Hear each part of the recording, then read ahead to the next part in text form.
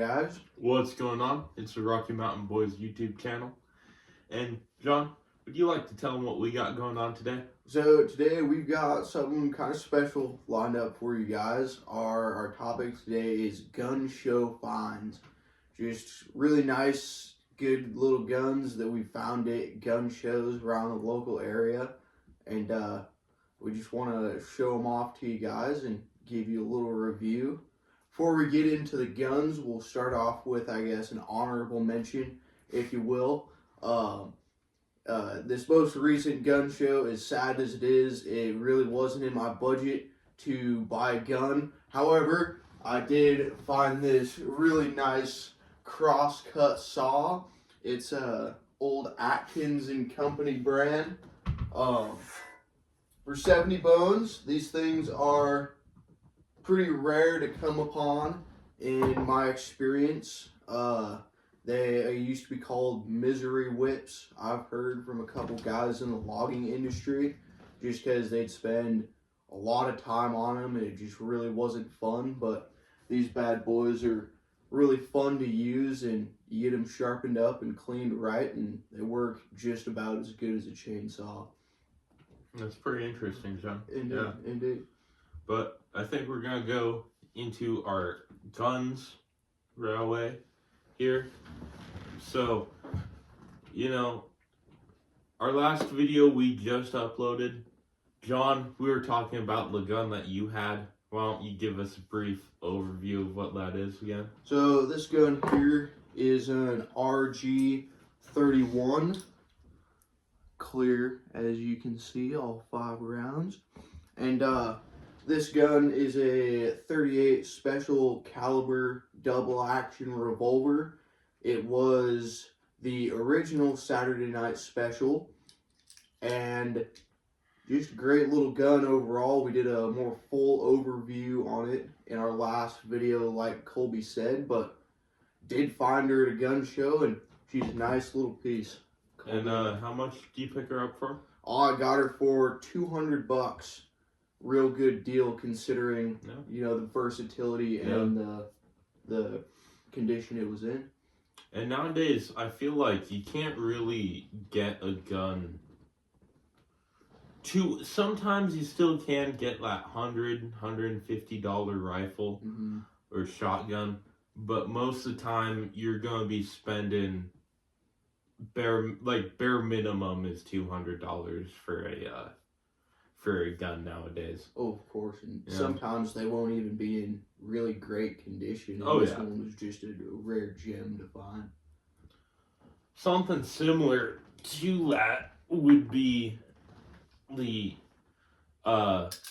H&R 32 either 32 Smith & Wesson or 32 short, but it's the model 732 double or single action revolver, and along the same lines, $200 snub nose revolver, great for having for concealed carry or anything. The only downside between this gun, I'll show you, it is cleared.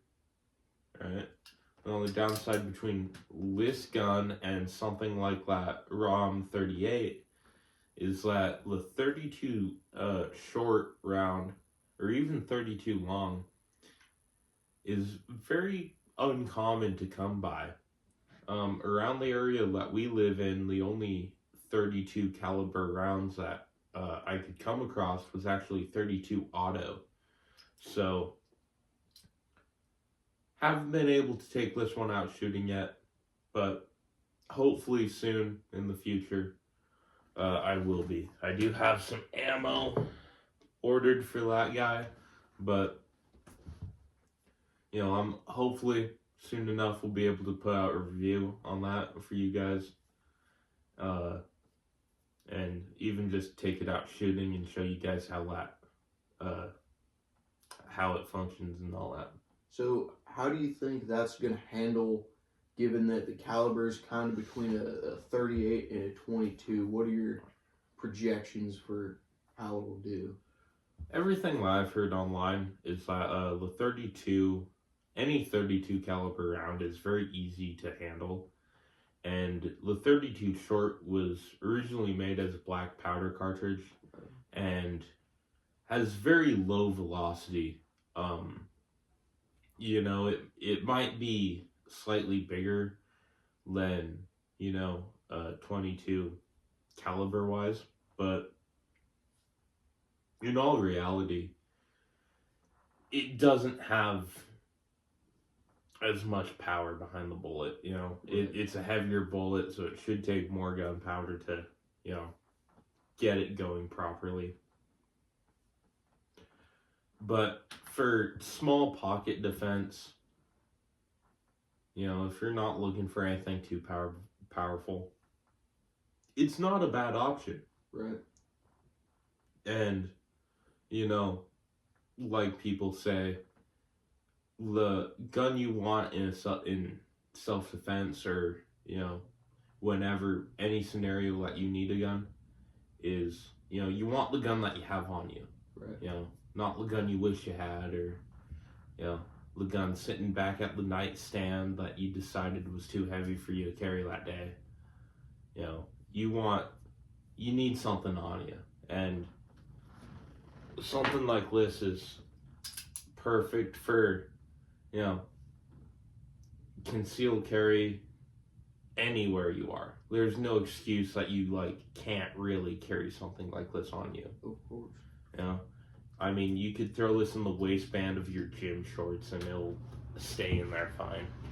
It's not going to get in the way of you doing any work or anything. As long as you're, able to possess a firearm with whatever you're doing, whether you're hiking or working or, just going grocery shopping, then that is an option. And the recoil, like I said, from what I've heard so far, haven't been able to shoot it yet, but it should be very manageable and,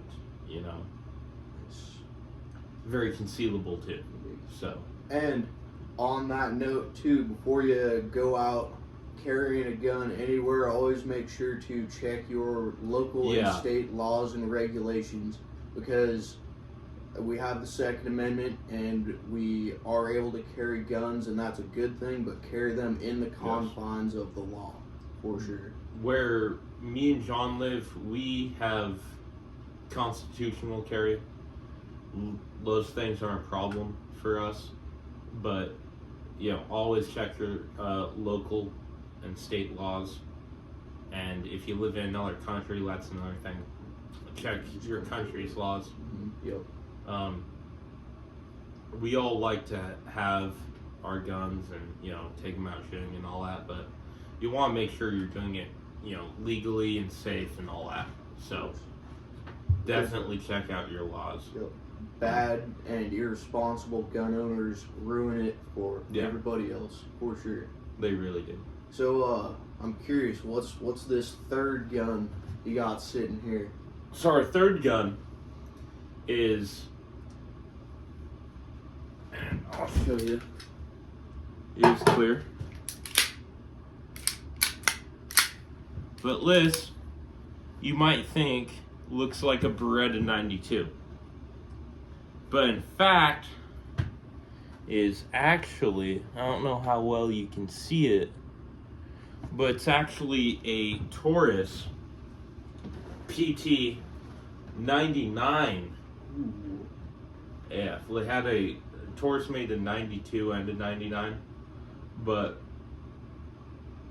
you see, I picked this up at a gun show for around $350, $380, somewhere around there. Especially when you'd be getting like a Beretta 92 for around probably $600 at least, but functions all the same, and you'd think it's just a clone, but doing further research, I found out that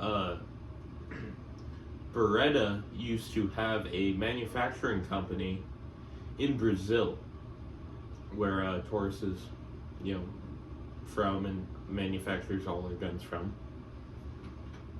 But You see, the Brazilian army want to use the Beretta 92 for their service pistol. And so Beretta then went and was able to put a manufacturing company in Brazil. Oh, nice. Well, later when the manufacturing company closed down, or the plant, factory, whatever, they closed down, and the factory was bought by Taurus. Right. Well, not only were they able to buy the factory, but they bought all the tools and equipment and machinery that were in there. And so they were able to exactly replicate a Beretta 92. And it's an identical copy, just under a different name, and maybe slightly cheaper materials, slightly less good of a finish, but all in all, it is a budget Beretta 92. And for less than $400, you get a 15+1 shot 9mm handgun that's in a design that's been tested over time. I mean, you really can't go wrong with a piece like this. No. This is something that, and me and John have a buddy who also owns another one of these. Had it before. I mean, I shot his before I got this one, months before I got this one, and that's what made me want to keep an eye out for these guns. They just handle so well. They're so smooth, so accurate. It's incredible, honestly. You would, I mean, it is copying a well-made, already established firearm. It should be good, but this is one gun Taurus definitely made right, and this is an older model, so I believe they bought the plant out during the 90s, back when they were able to start selling them, but don't quote me on that. But Taurus has been making these guns for a little while now, and they are pretty good, well-rounded guns. If you're looking for a nice 9mm semi-auto handgun for cheap, I definitely keep an eye out for these. For sure. Especially if you want a 15+1 shot 9mm handgun. And it just looks good while it does the job. Oh yeah, especially with the wood grip. Oh yeah. What do you think about the just pistols in the 9mm caliber in general? What are your thoughts on that round and its uses? It's just a great all-around round, Right. especially for just personal defense.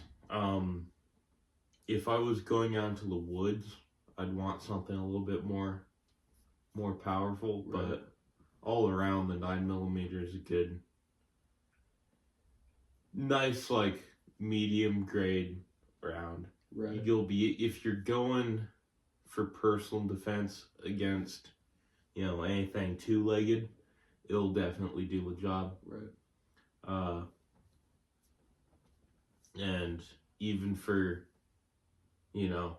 some outdoor applications of needing to protect yourself, it's also a viable handgun. Right. The only thing that I would be afraid of that 9mm I feel couldn't handle would be something like a grizzly bear. Right. Of course. Yeah. Or a charging bull moose. Right. Something along those lines. Real big stuff. Anything smaller, I feel like 9mm would be able to handle fairly well. Of course. Especially with 16 rounds. Oh yeah. Yeah. Not saying that, capacity is everything, But I feel like shot placement is way more important than velocity and capacity. But even still, you're able to hold so many rounds in a small package. Yep. And, you know, ballistics show that 45 and 9mm aren't too different, but right now, post-pandemic, I find that you can find a box of, 50 rounds of 9mm for around 10, 15, even $20 less than a box of 45, which is kind of surprising to me, but it does seem to be a little on the cheaper end of ammunition right now, compared, with 45 and 9mm. I don't shoot too much like 38 special. I don't shoot 380. Although even with 38 special, they're still, last I bought a box, it was still like $10 or $15 more than a box of 9mm. So I've been paying about 64 bones for a box of 138 special rounds, and that it is a little more pricey than 9, for sure. yeah, For sure. I think the last time I bought a box of 9mm, it was around like $22 to $25 for a box of 50. I bought 2 boxes, so Indeed. less than $50 for 100 rounds. It's a good deal, for Yeah. sure. Nowadays, yeah. Yeah. And, I'm really hoping that now it's 2025. Trump's president, or is gonna be soon, I think. Monday. Monday. Yeah. Is the inauguration. So we're, as of time of recording this, we are like 2 days away from, Trump being president again. And I'm just hoping ammo prices and gas prices and food prices go down. Gun prices too, for sure. So. And one last thing on the Taurus here is, with this gun, I've shot it with Colby and our good buddy. He has one as well, and with the 16 round mag capacity, it's incredible when you're shooting. It just keeps shooting, that's a lot of bullets in there. Yeah. It's a double stack mag, and it's just, it keeps going, and it's incredible to have all that in there. I don't think I've ever had this jam gun. I think I switched that up a little bit. Gun jam. Yeah, I've never had this gun jam. I'm sorry. But, yeah, it's pretty reliable. And like I said, it's a clone of a fucking Beretta 92. Yeah. You can't really, I feel like the design was already perfected, It's a well-tested design, as long as, you're able to make it all fit together and run smoothly, it's gonna be a functioning pistol. As long as they get the fit and finish down on it, it's a functioning pistol. Because the design's already been proven for 10 or 20 years before Taurus was even able to, get their hands on it. So, but, yeah, I think that about does it for today's episode. I think that's all we got. Yeah. For sure. You guys stay safe, stay free. Have a great night. Yeah. Deuces.